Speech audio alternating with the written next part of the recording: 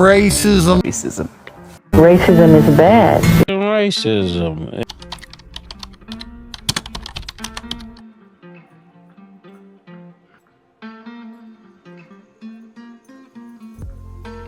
Racism, with no doubt, is one of the problems of the world. Imagine you living in a world where you are constantly judged by the color of your skin, where no one will never believe in you because you are called black, a person of color, even though black is technically not a color. And it's not as if their distrust and their lack of belief in your abilities based on your incompetence or lack of excellence, but it's mainly because of your skin color. And I'm telling you, no matter how smart you think you are, the world would always question your worth, undermine your efforts, and regard you as inferior until you've got to prove them wrong by showing them what you are made of. So this video will be talking about how racism affected the world, the impact of racism, how it affected the African American and black people all over the world. Even though racism sometimes don't care if you are white or black, just depending on where you find yourself in the world. Try not to be white. Gerard! So you just don't like white people as a whole? No. Yeah, I am racist. Are you serious? Or are you... 100%. The subject of racism is a huge topic in the world. Who could ever believe that the biggest pop star in the world, Michael Jackson, as we know it today, faced racism during his time? And this is what he has to say. I was kind of upset about the news I heard about MTV and how they weren't showing blacks, and that kind of hurt me. So I wanted to do something that was so powerful, so strong, that everybody would have to show it. But I wanted to tell a strong story. The story had to sell itself. And what they so-called videos weren't doing that. They were terrible. They were just a lot of nothing put together just to sell a song. I wanted my things to be powerful. I wanted to stand out from everything else, that when you see it, you run to the set and you're glued to it, watching it. I wanted quality, I wanted excellence, I wanted the best. I wanted to perfect perfection. Right there, he's trying to narrate how MTV never played songs and even movies made by black people. And even to stretch it further, they never shown the faces of the black people in the front cover of their magazines, only but white celebrities. But that was in the early 80s when the concept of racism was still at its peak. It was at the time when everything in the world was seen as either black or white. To be honest with you, it was really toxic to be living in the world at that time as a black person.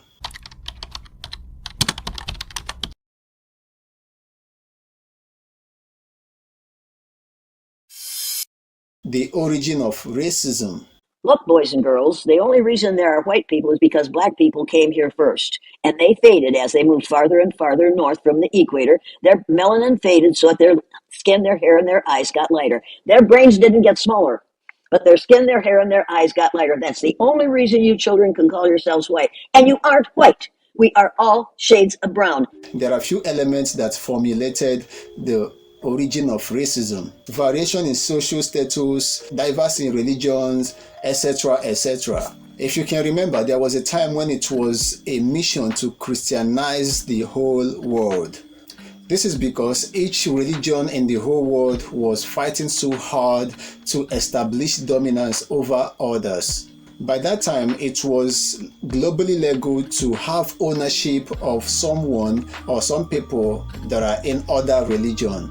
So it was more of a religious battle using racism as a weapon. But little do they know that they were literally practicing racism until it was too late, which escalated later to become what it is till today. This was made possible because at that time it was globally accepted and 100% legal to own some people or to own someone in other religions as slaves. That means it was legal for Christians to have non-Christians as slaves and for Muslims to have non-Muslims as slaves, and so on.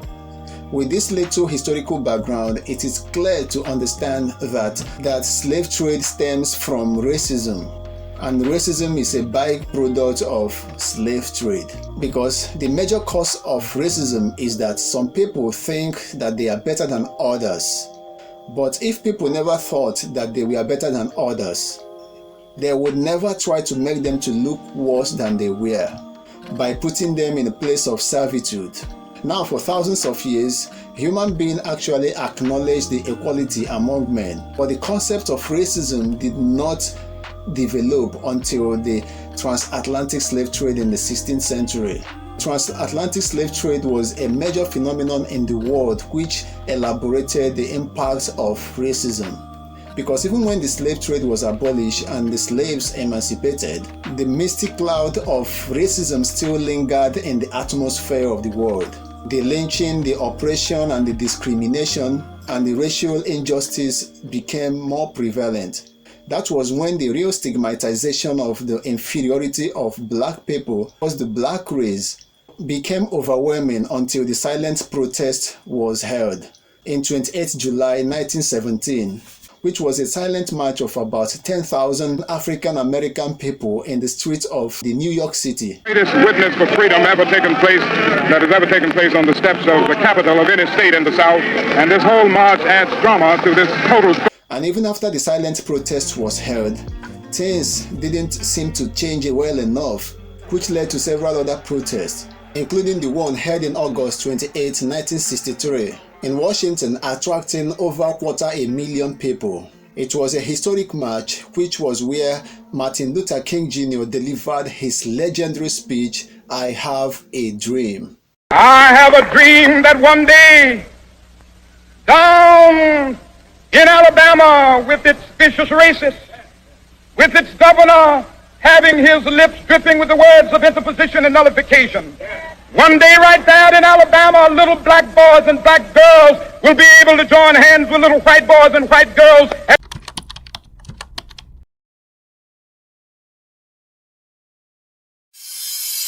What racism means to the race. The concept of racism means different things to different people. To most white people, it means no more. And it's quite understandable, especially when they were not the victims. But to most Negroes, it's a pure injustice.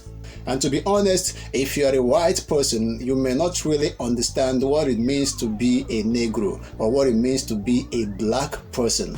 You may not honestly understand what it means when someone, perhaps a white person, promptly leaves a seat he was sitting as he showed up just because you are black and he didn't want to sit next to you.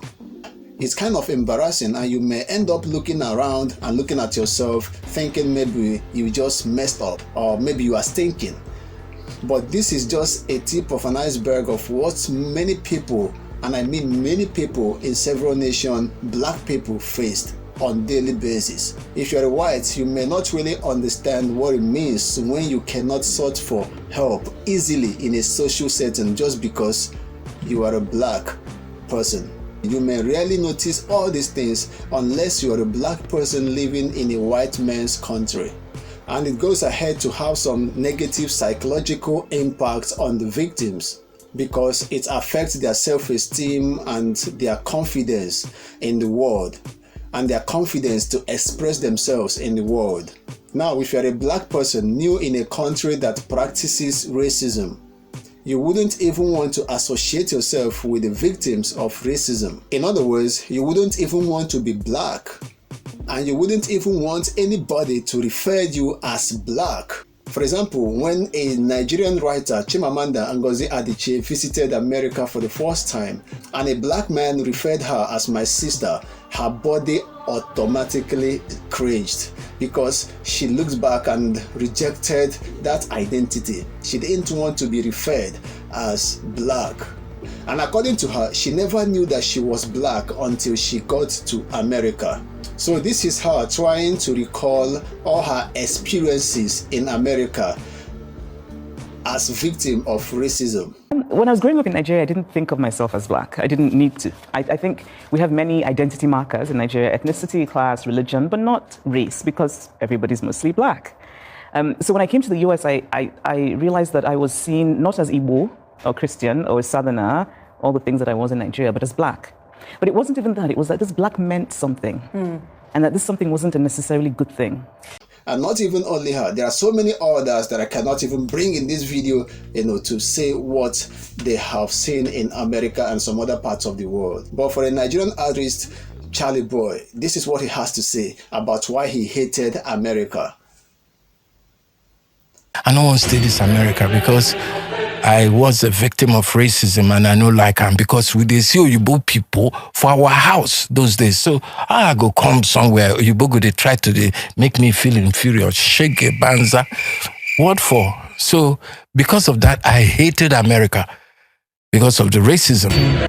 Yeah, he hated America so well because he had already considered America as a racist country.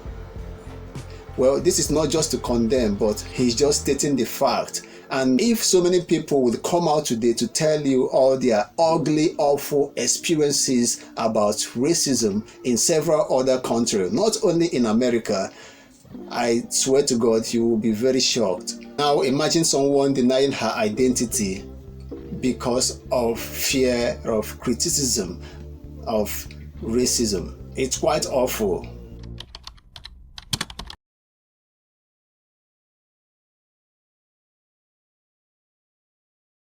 "21st century racism." Over the years, the concept of racism and its practices have taken several drastic changes. The impact it creates in society and even in people's life in today's world would never be compared to what it used to be in the 17th century and even in the 18th centuries. In the centuries ago, the impact of racism were more brutally overt and blatant, while in 21st century, effects were subtle yet dangerous. Can have some tremendous negative effect on the mental health of the victims, and it has a name: systematic racism or institutional racism. This is a form of institutional discrimination that is based on race or ethnic group, which support continued unfair advantage to some people and unfair, harmful treatment to others. This type of racism is very prevalent in most institutions in the other walk of life. This type of racism is evident in many institutions in most walk of life. So that may be the reason why you are not employed even when you are qualified, while someone you know who is less qualified than you is gainfully employed.